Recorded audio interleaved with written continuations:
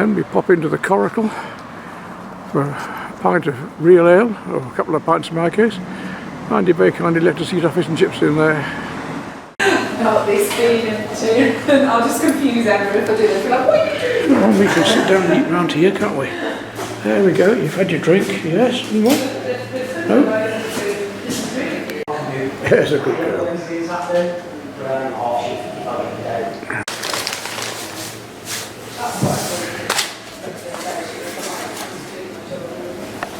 Yes, we got what you want. Yes. Oh, wow. I'll taste that too if you like. There we go. Just pop a big cod in there. There's no mistaking that's pineapple. Pineapple cider, oh, right. Smell it from here, it is nice actually, yeah. Well, that's unusual, isn't it? Very nice. Come here. What are you going to get? When's the birthday? Try and have a look. Oh, that's alright. Yeah, Chip chip here. It's going to get them. Some of the videos and jokes that kids just don't get. Well, it's good to wear, isn't it? There's a single. Well, I've got to say that this is the best fish and chips I've had for years. Like it used to be, proper fresh fish, not frozen at all. And really good cod, and it's got to be the best I've had for a long, long time. Here in Ironbridge. Keep still. So, after a nice drink and proper fish and chips, back up to the house and past the church at night.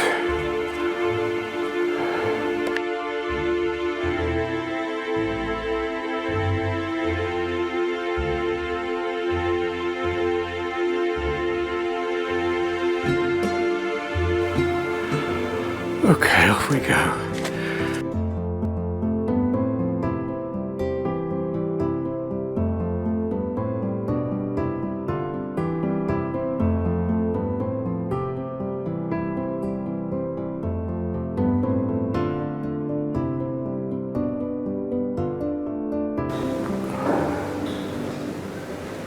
Now we're in the Tile Museum this morning, our last day.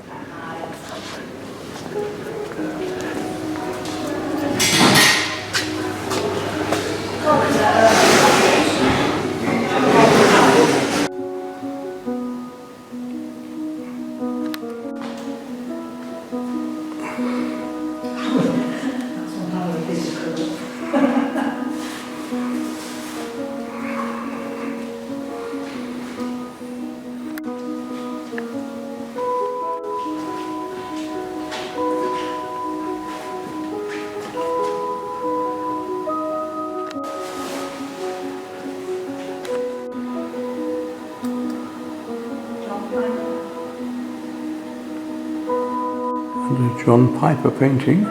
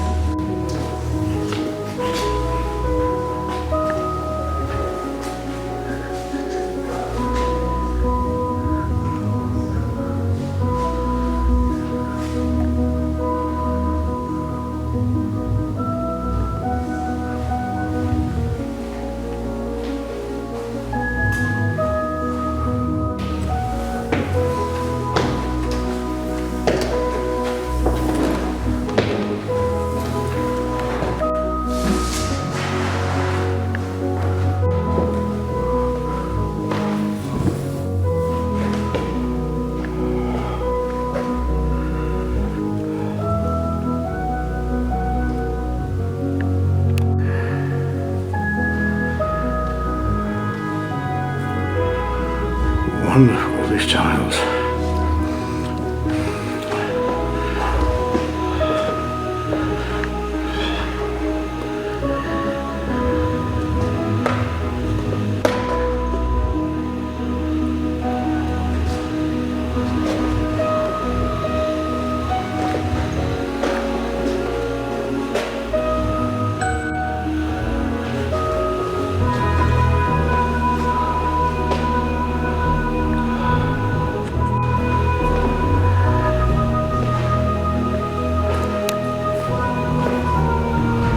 some of the little drawers here.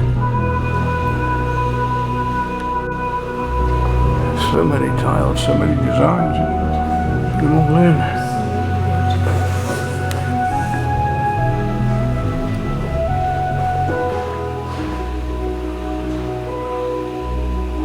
Or of the Ironbridge itself.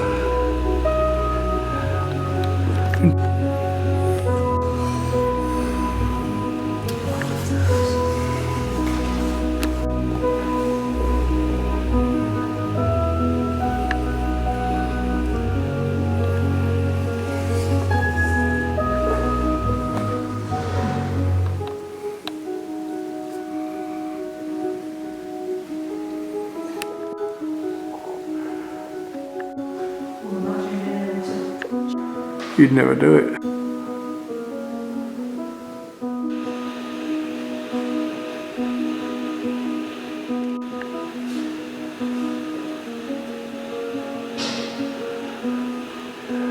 And the traditional tile stove, wood log burner.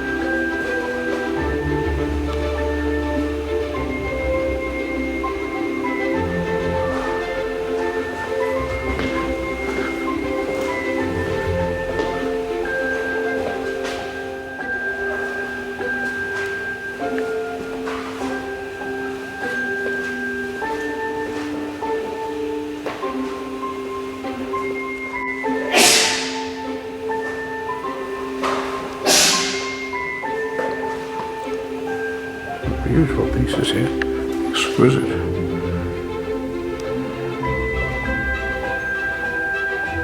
What a lovely fireplace.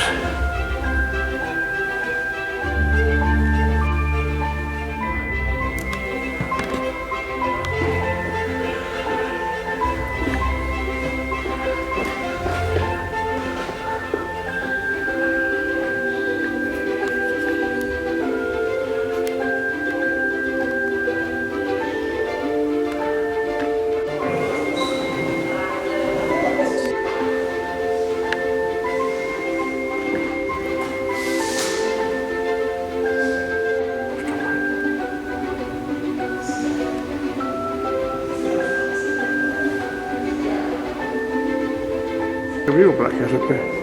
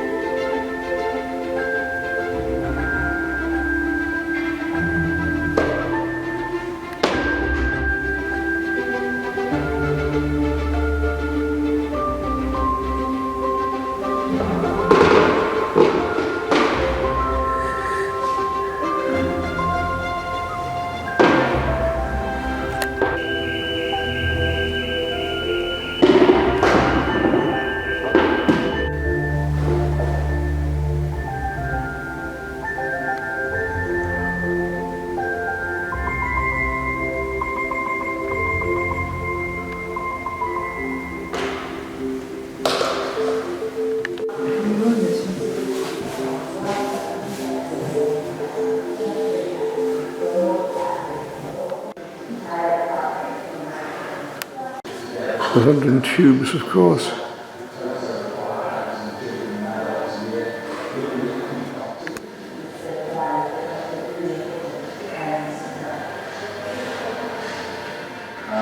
fact, we still manufacture on site here in the original factory workshops that were designed to the Ironbridge Museum. We run in partnership together.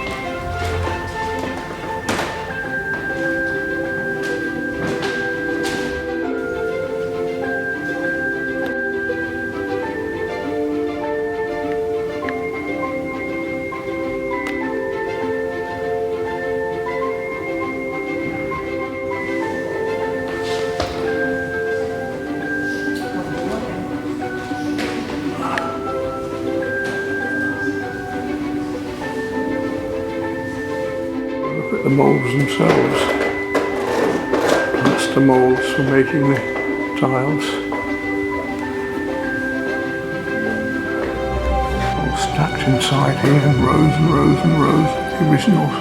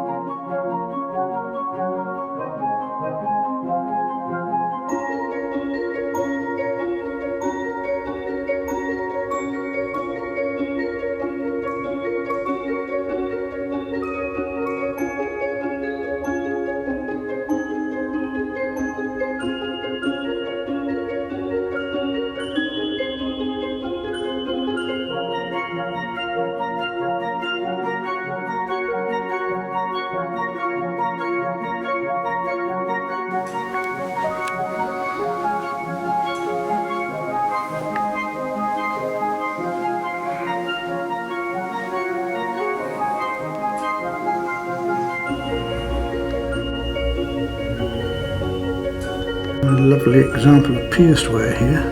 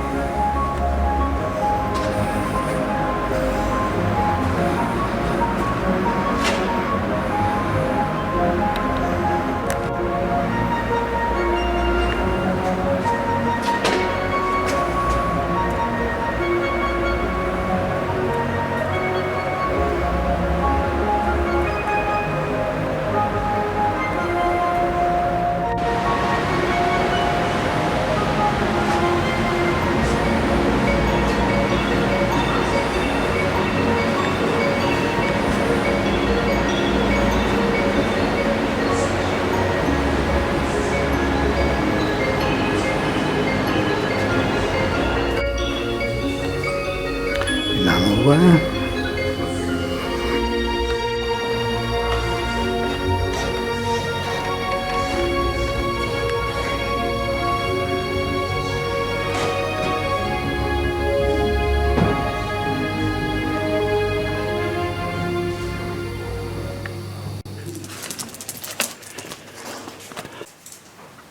A sagger making workshop. The saggers are containers that held the pottery inside the kiln and protected it from all the soot and dust coming around from the coal fires. And that is a sagger.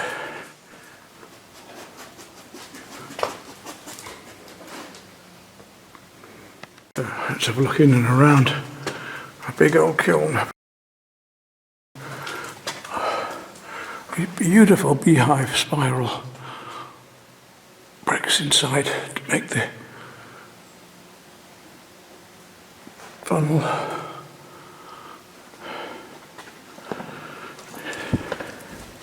You can see where the fire went in here, and they are able to control it.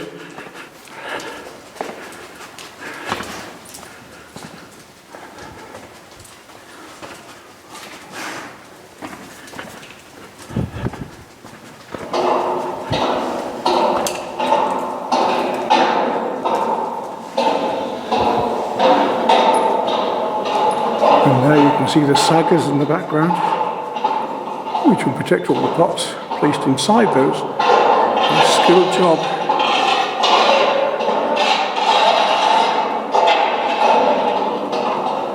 Good task.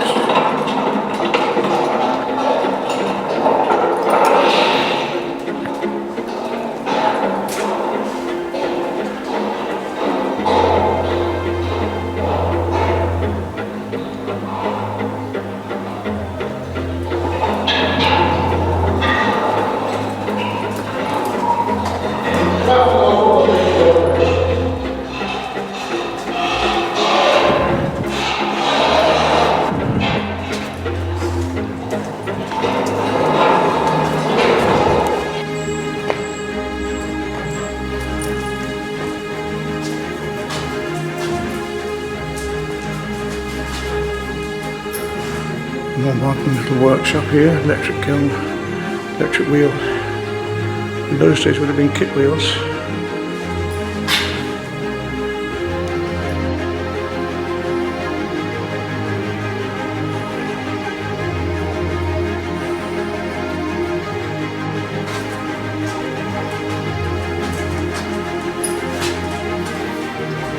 That's better now.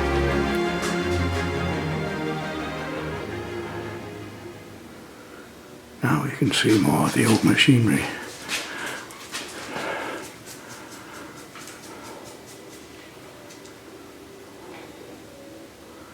Chicken jollies. Instead of throwing the pots, push the clay down over the moulds and bring the jolly down. Come on. So here's an example of the plaster moulds. How a piece is produced within one. When the two halves are put together and the slip is poured in, it absorbs a layer of slip into the inside of the mould. When dry enough, we can take the two halves apart, and there is our finished piece.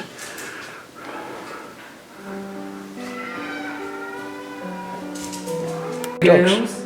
Yes. Just look at these beautiful things being made here. Now come here.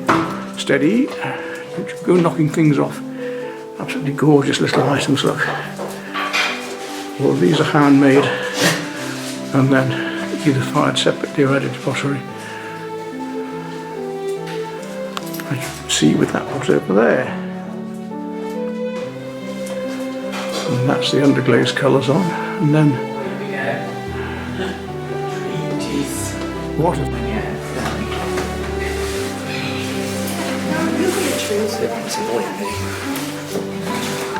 She's up in her office. Up in her office. Do you want me to ring you to come down? No, it's there. Yeah, okay.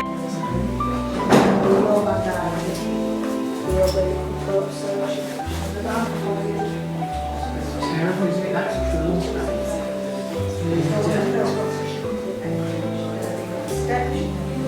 You are gorgeous, aren't you, my darling? Yes, you are lovely.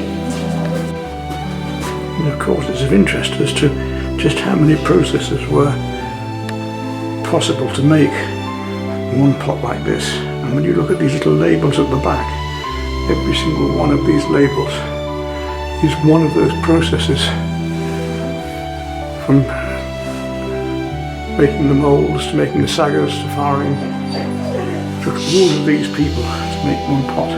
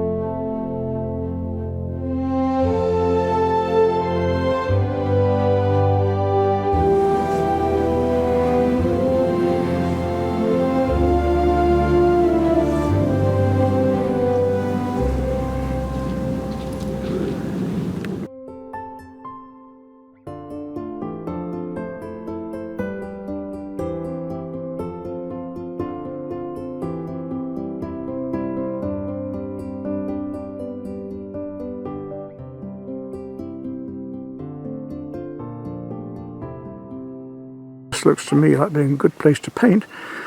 from the other end there where that red tree is, looking down towards this bridge here. So let's take a look at it the other side. But we haven't got sunshine today because there'll be some beautiful autumn colours if that were the case. I should be able to get this lovely view into this painting. The light's gone, but I'm going to have a go at this my last day of the holiday just to see what we can do. Right, I've just got to hope that I don't block up the pathway too much here. I thought there was a path going there, but anyway, try and get this in the next couple of hours, just quickly. The light's gone, but we'll have a bit of fun, I hope. Like silly me, I was just forgetting that of course we need to get past on this footpath here, so I've had to move the easel around. Hopefully you can still see everything. Okay, so first thing I'm going to do is just draw it out quickly. It's quite a large canvas to do for a time like this, but could have gone a bit smaller, but I think we should be alright. Let's just sharpen the pencil up and have a look at what we're going to do.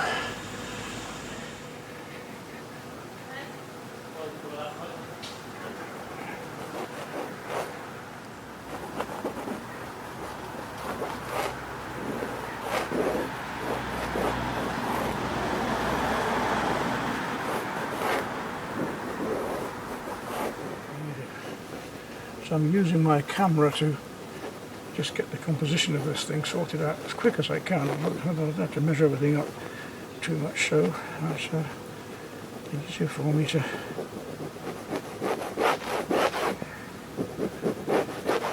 work from this. Not much light, as I say, so there won't be much light in the shade, I'm afraid, but we should be able to get some quite fun colours going on here if I push them a bit. And that's about our composition.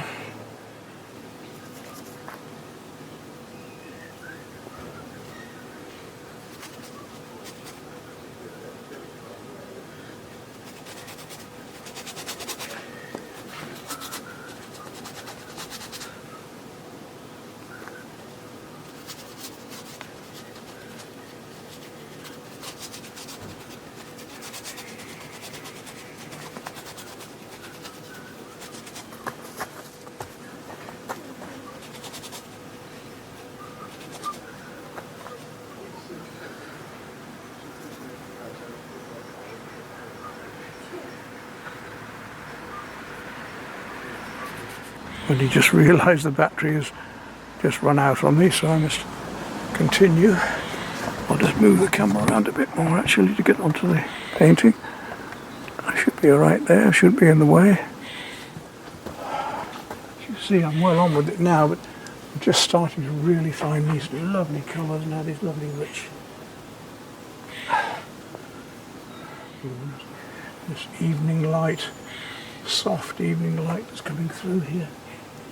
Got to try and capture that.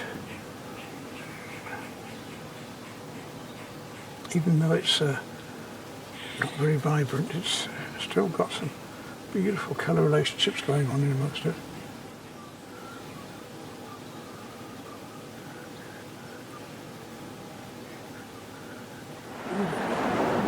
Beautiful colours coming out at me here in the foreground into these trees.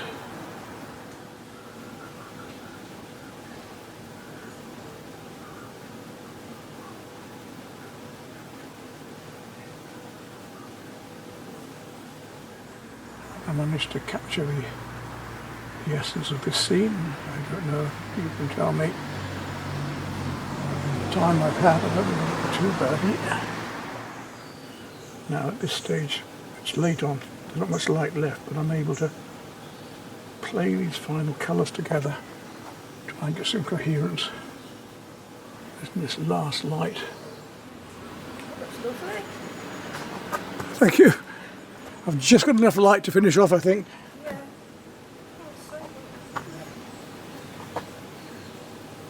Have you done that all today? In the last 2 hours. Really? Yeah. I knew I'd have to work fast today, but it's been so dull I haven't been able to get out and paint, you know.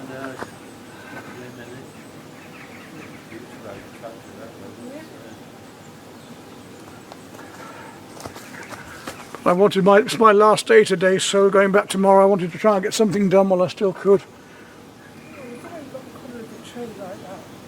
So nice. Well, I think that's going to have to do it. because the light is going too much, and I've had fun plastering paint on after all. Let's find a smaller brush and just try and stain it.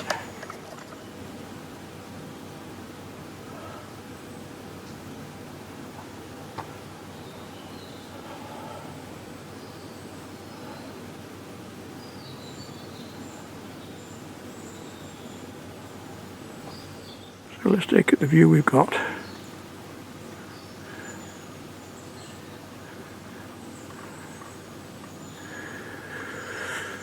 There we are. That's it in a nutshell. The light's gone, so I've got to pack up now. Hope you enjoyed it.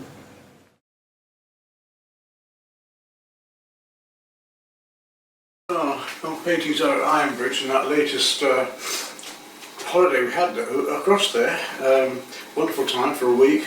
At the very end, I had just a couple of hours left before it got dark to try and paint this larger canvas very rapidly and very fluidly, very loosely. But the trouble is the acrylics have disappeared, the yellows tend to disappear. So I'm just going to go back in a little bit with some fresh acrylic here and there. I don't want to spoil the looseness of it and the spontaneity of it. But just see if I can just bring out those colours a little more again, because they've sunk so much. Not easy now. Anyway, let's go back in with some of that yellow ochre to see what that does. For instance, there's some there. You see how it's just gone so, it's just disappeared on me. I really need to bring these fresh colours back again a bit, where they got lost in muddiness. And of course it's getting quite dark by then too, so I was having a job to remember, to quite see what was happening. Let's find these pure colours again and hope that this time they don't disappear back into the underpainting. That's called the vibrants coming back now, you see, but whether they'll dry light enough is something else still.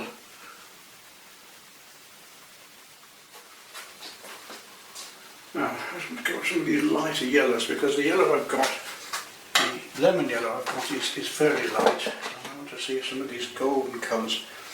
I want to do better. This is a cadmium yellow. Now I'm just about to try a little bit of. Let's see what that does. A bit lighter, and just get these other bits of light, which might hopefully won't disappear this time. They're happening right down to here as well.